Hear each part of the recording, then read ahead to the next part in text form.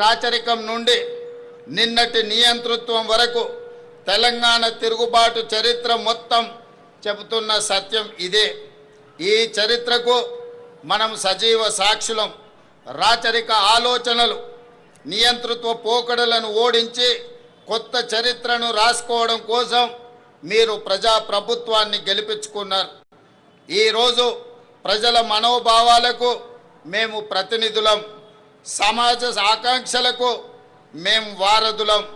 అందుకే మీరిచ్చిన ఈ అవకాశాన్ని మేము అధికారం అని సంబోధించడం లేదు, మమ్మల్ని మేము పాలకులుగా అనుకోవడం లేదు, మీకు సేవకులుగా బాధ్యత నిర్వహిస్తున్నాం.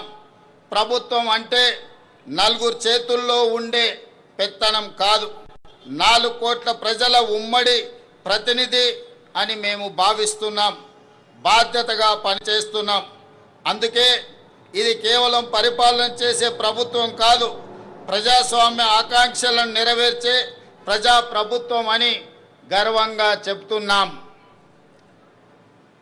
మిత్రులారా, డిసెంబర్ 7, 2023న ప్రారంభమైన మన ప్రభుత్వం ప్రజలకు స్వేచ్ఛ, సామాజిక న్యాయం, సమాన అవకాశాలు కల్పించడానికి ప్రాధాన్యతను ఇస్తూ వచ్చింది.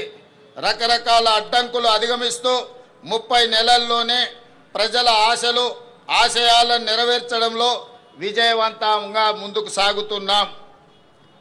సాగు భూమి, వ్యవసాయం, రైతు, ఈ 3 తెలంగాణ ఊపిరి.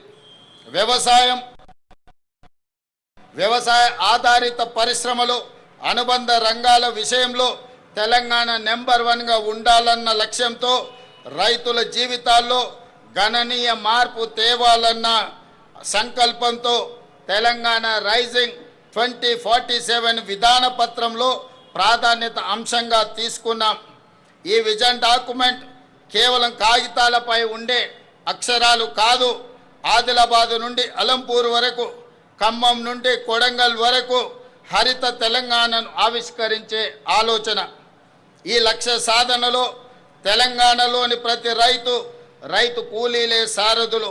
దీనికోసం ఈ విజన్ డాక్యుమెంట్లో రూరల్ అగ్రికల్చర్ రీజియన్ ఎకానమీ రేర్గా అభివర్ణించి అభివృద్ధి చేసేందుకు రూపొందించిన పత్రం ఇది. రైతులు కేవలం పంటలు పండించడమే కాదు, వ్యవసాయ ఆధారిత పారిశ్రామికవేత్తలుగా తీర్చిదిద్దే దిశగా